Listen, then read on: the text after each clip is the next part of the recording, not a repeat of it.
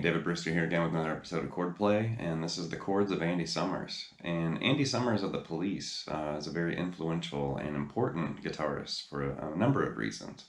And a lot of this kind of traces back to the major seventh chord play episode. Major seventh chords are always sunny. And in that episode, I discussed how, jazz chords have kind of been labeled jazz chords, even though those, major seventh and minor seventh, dominant seventh, ninths and 11ths and 13ths, and um, all these kind of jazzy flavors that people think of, they do appear in jazz, but they appear in rock and metal and classical music and a lot of different styles of music. Andy Summers is important because he's introduced all these different flavors and tonalities and sounds in the music of the Police, which definitely back in the 80s, the Police were enormous. They were massively successful. And they did have a somewhat recent reunion, which was also very successful. And, Sting's had a very successful solo career.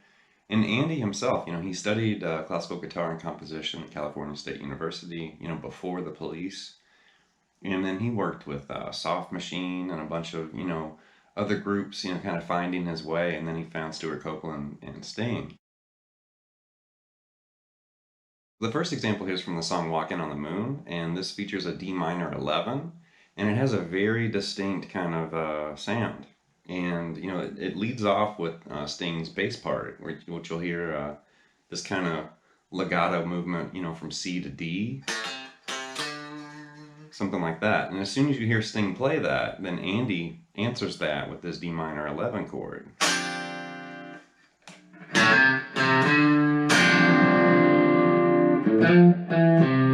It's kind of mimicking, Sting's bass part, but you're just going to hear that chord sustained.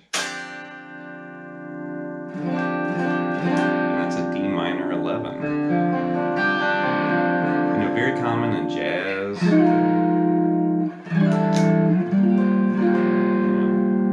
Really cool chord for sure. The next example comes from the song Synchronicity 2, which is on the album Synchronicity. Not to be confused with Scrantonicity from The Office or whatever. But this part's really interesting because he's moving from an A major chord to an A sus4 to an A sharp 11 or, A sharp 4. So he's flirting with the major third, the fourth, and the raised fourth. And we've, definitely discussed, raised fourth and sharp 11 sounds in chord play. And here, once again, it's happening again. So that's a very, very popular flavor in chords. But you're really just moving from A to A sus4 to A sharp 4 and then back to A sus4. So he's just doing this and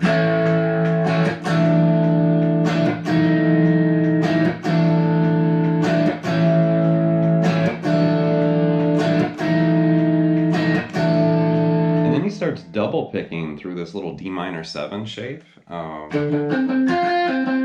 then it moves to a D minor 6 just by moving that C down to a B.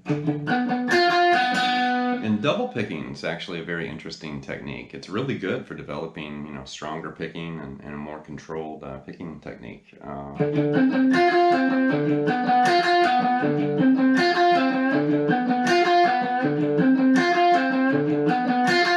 This part is from the same song, and he runs through this sequence of chords. And it's heavily palm muted for one thing, which gives it this really distinct and interesting sound.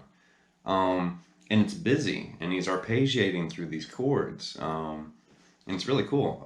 He's moving from like an A sus2 to an A minor, and then a G to an F6, and then E major, E sus4, and then E major, and then like a little kind of tag there on D5. He's just picking through that, and it's really, really cool.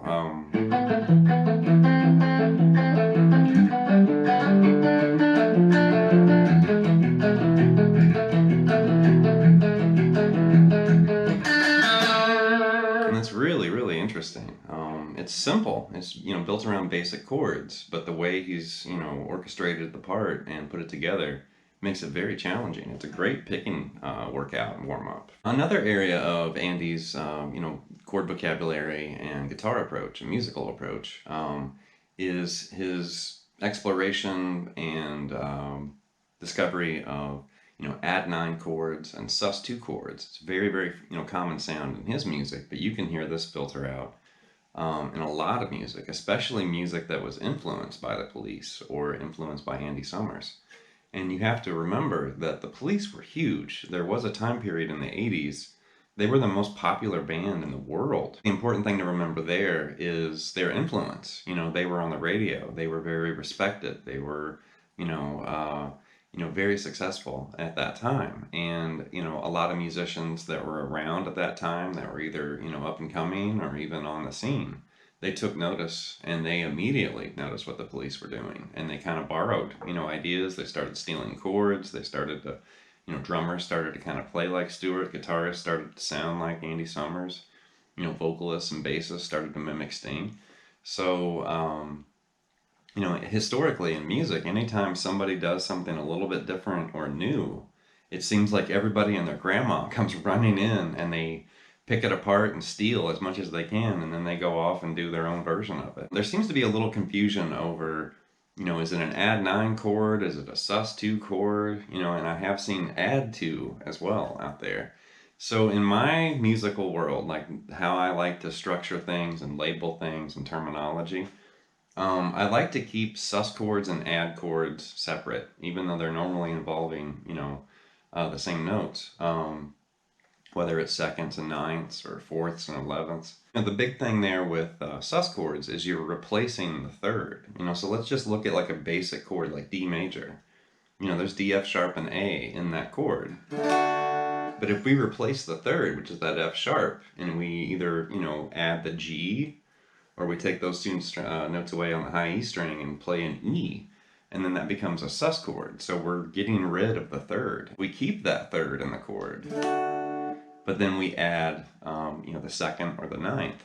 Then that becomes, D major add 9 instead of sus2. Because we still have the third in the chord, it still has that major flavor. For a song like Message in a Bottle, if you think of the chords as power chords, you'd have C sharp, A, B, and F sharp. But there I'm just playing them as 5 chords, power chords. But if we transform those to, sus2 chords, or, an add 9 shape without the third. So we're just basically taking the double root and moving that up to the ninth right there.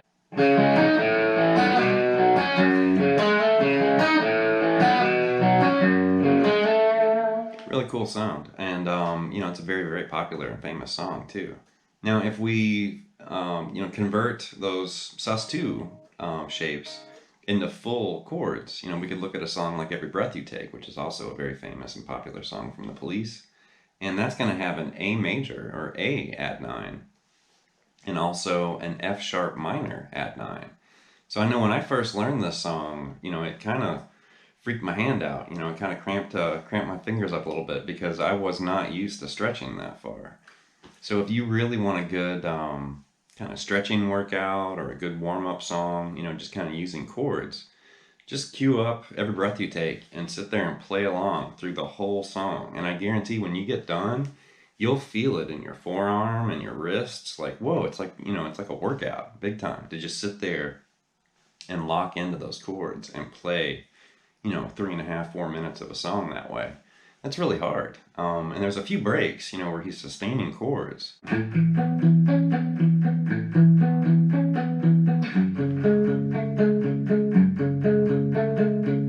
And after that A and F sharp minor add 9, then he just basically goes to like a D sus2 to D, 5, and then an E sus2 to E5.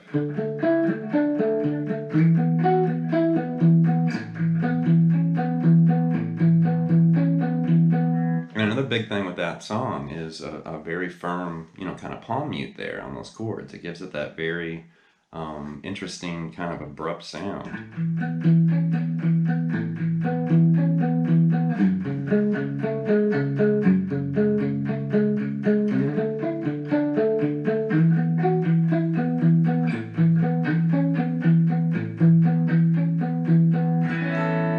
last example here is from the song Murder by Numbers, which is from the album Synchronicity, and I decided to include this in this episode of Chordplay, mainly because I've seen a lot of incorrect transcriptions and tabs and videos online that are just completely wrong.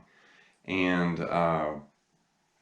not that I'm going to save the world, with my version of Murder by Numbers, because most people probably don't even know this song. First of all, I learned this song out of a Guitar Techniques magazine, and Guthrie Govan wrote the transcription. So it was from an older, Guitar Techniques issue, but they transcribed the song, and that's when I originally learned it.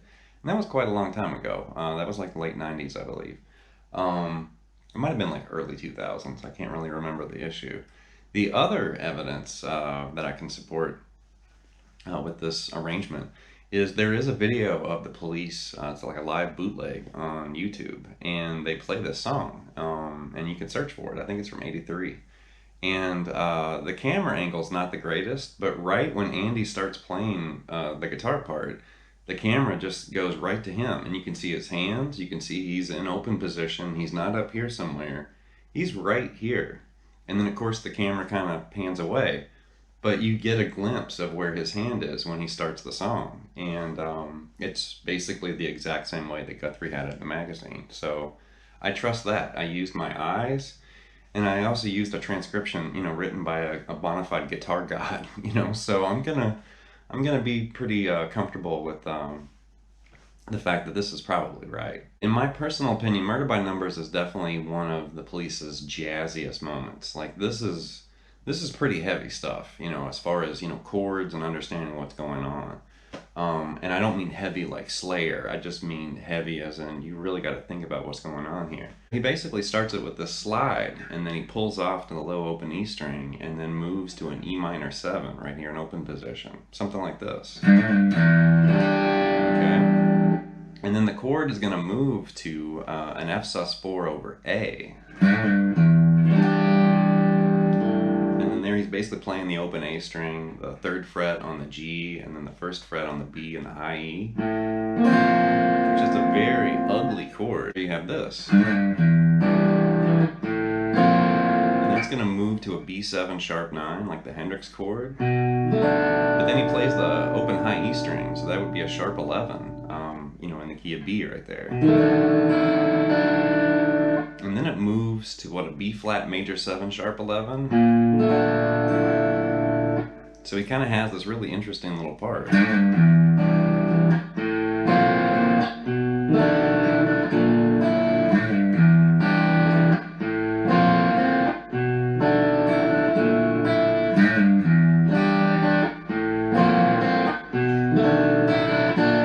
Then it moves all the way up to an F sharp 7 sharp 9, like the Hendrix chord, but way up here. And then it moves part of the chord down. You're basically keeping the 10th fret on the B and the 9th fret on the G in the same place, but then you're going to move basically your middle finger and your index finger down to the 8th fret on the A and the 7th fret on the D, and then you also want to bar right there with your index finger to catch the 7th fret on the high E, so we can play this.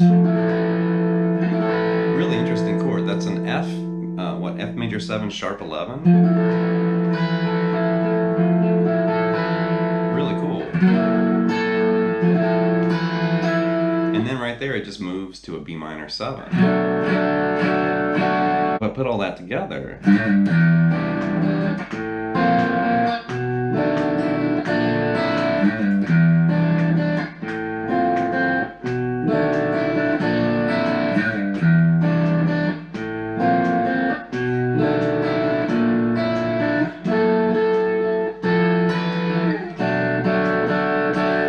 chorus. And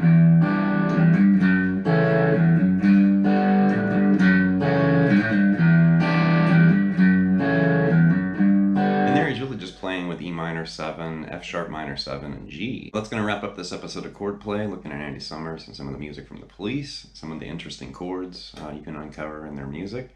So, definitely leave me some comments and feedback, and be sure to subscribe to Late Night Lessons, and I'll be back with some more lessons and content before you know it. Thank you.